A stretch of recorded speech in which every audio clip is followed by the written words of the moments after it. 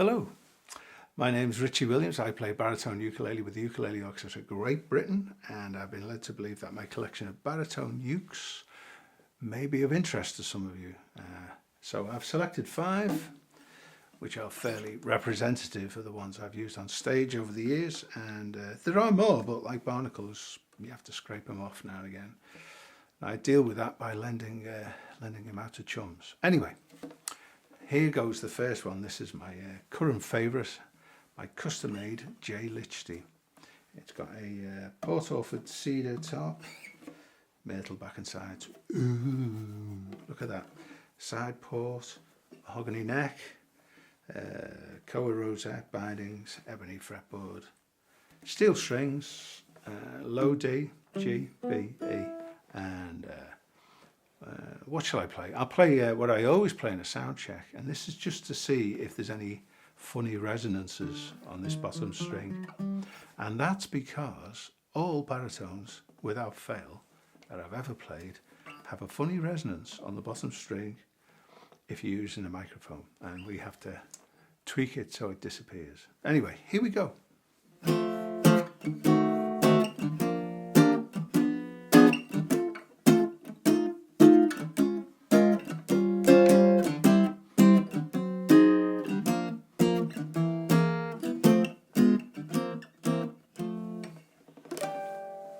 There you go. Sometimes it can put a bit of bass in as we go.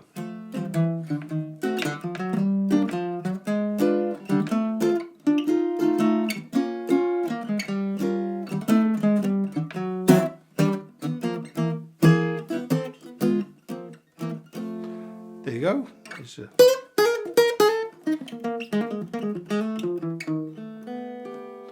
Life's much better with a flat 5. Second baritone ukulele of my series of 5 significant ukes that I own. This is a custom-made one by Stevens, based in Munich, and I asked them to make it for me after seeing what a wonderful job they made at Johnson's bass. So it's got steel strings, it's quite short scale, spruce top, rosewood back and sides, mahogany neck, ebony fingerboard. It's all looking good. It's even got a little pickup in it. I think it's a my side, but I haven't used it for so long I wouldn't know. Anyway, here we go. This is a bit of Niglos, so let's see how it goes.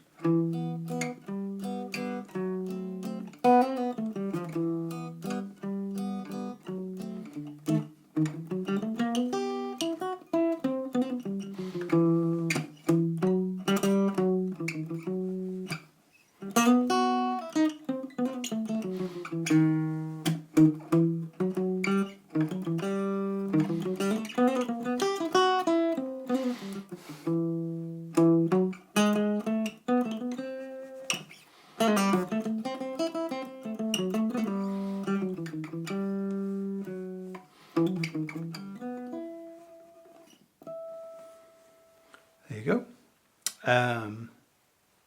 I say you can use this as a normal baritone tuning. Sometimes I drop the top down. Let me show you that. And the top E, take that down to D.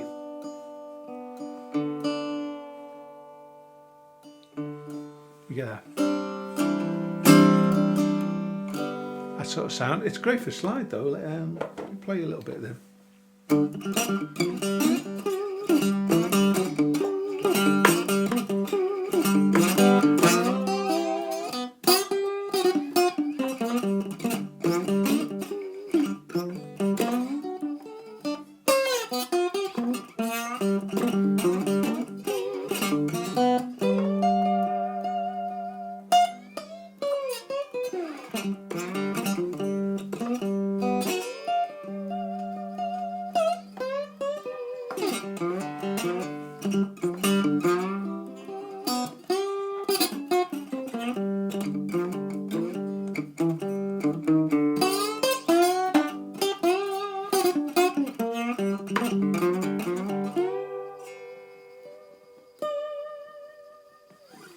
And there you go, a bit of a bottleneck, something you don't normally hear. I think Dave plays a bit in the band. But anyway, so that's the Stevens. The reason I don't play this anymore is that when I was in Malmo on tour there in Sweden, I managed to drop it onto a marble floor and it was really badly damaged. There's all splits down the back. Had to do the gig with it covered in gaffer tape, and a fantastic luthier called Andrew Scrimshaw fixed it up for me. Look, you can't really see the joints, can you? Don't look too close now, but it's pretty darn good. But it's way too fragile to take on tour. So, talking of Malmo, by the way, lots of strange things have happened there. It's, last time we were there, I lost my iPad, which might be a cue for a song. How about this? I left my iPad in Malmo, Sweden.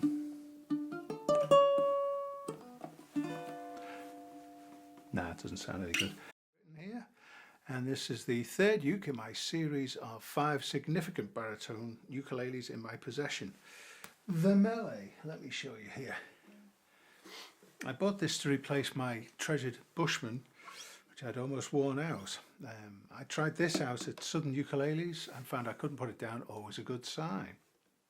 I bought it and used it for about a year before I moved on to these Stevens. There are many celebrity endorsees of this brand, including Cesar Millan, the dog whisperer. Make of that what you will. I liked it, but the thing that drew me to it, the lovely mellow tone, meant I had to thrash it to get any sort of volume on stage.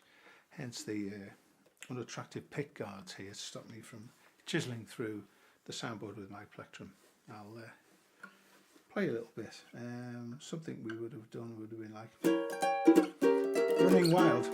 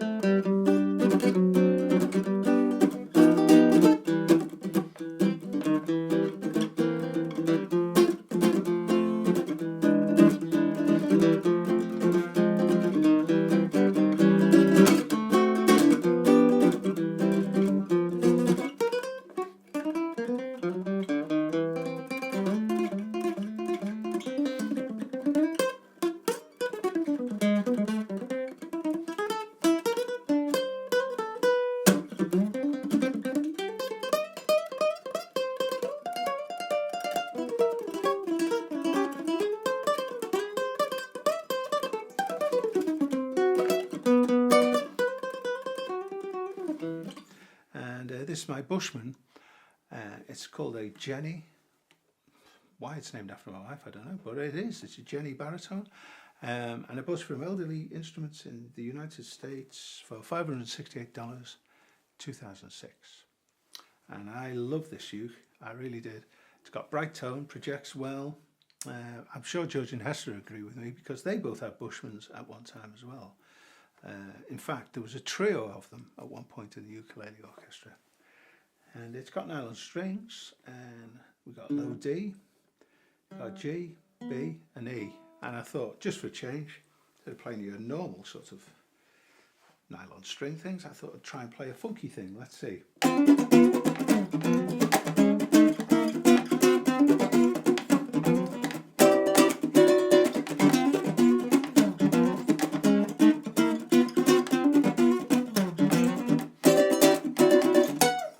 Showing you the 5th uke and the last in my series of 5 significant ukuleles I have, plus a little bonus instruments at the very end if you stick around. First off, let me show you the case. It's quite interesting.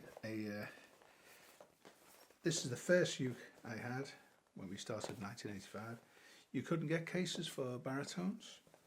This is always known as the J cloth, and I think it's a 3/4 size classical guitar case. You've had to fold the neck over. A couple of interesting stickers. There's this Niagara one. We visited Niagara when we played Toronto in 1989, I think it was.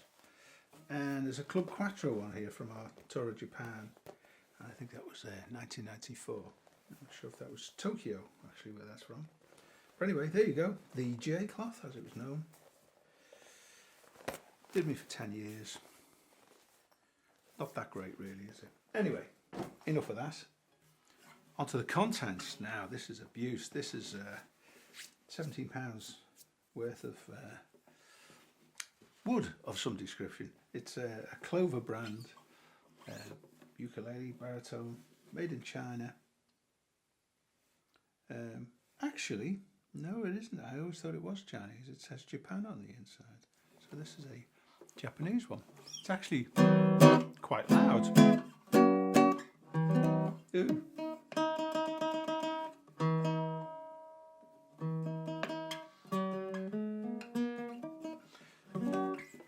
Nylon strings, wound low D, wound G, B, E, and it's quite difficult to play actually. The action's quite high, and I can't believe this, but we used to play a Charlie Parker number called Red Cross on, and I used to play on this.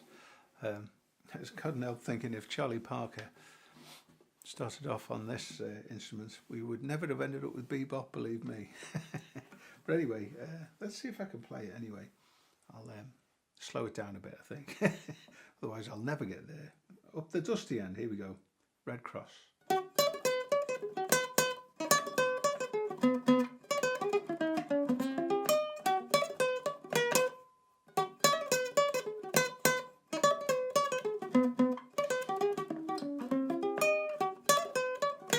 Hey.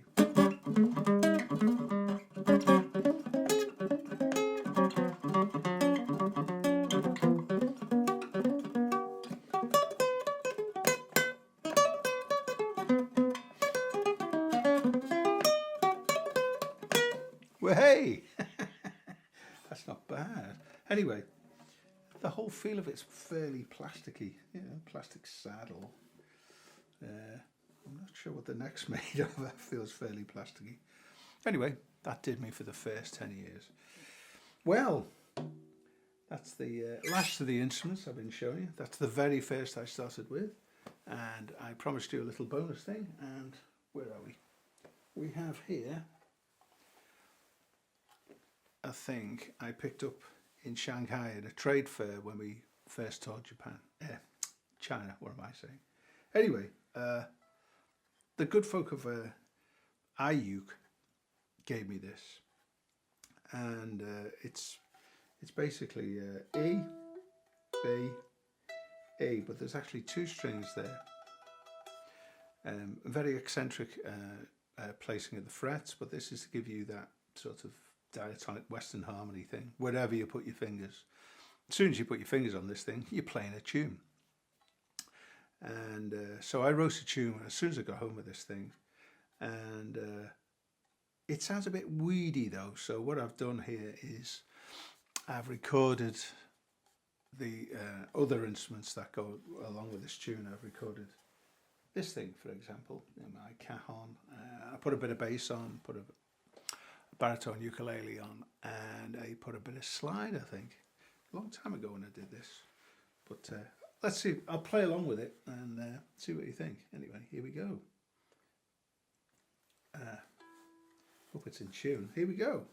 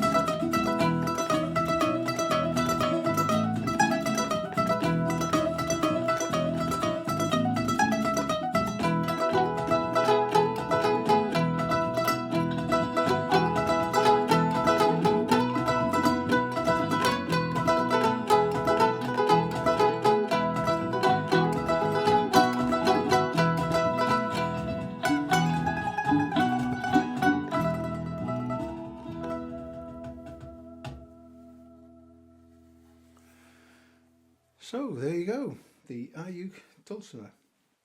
I don't use it very often, but it's a lovely little thing. Very hard to tune though. So there you go. So that was the fifth and last instalment of my little videos about my uke collection. I hope you've enjoyed it. I hope to see you all soon. So stay safe, stay indoors. Take care now. Goodbye.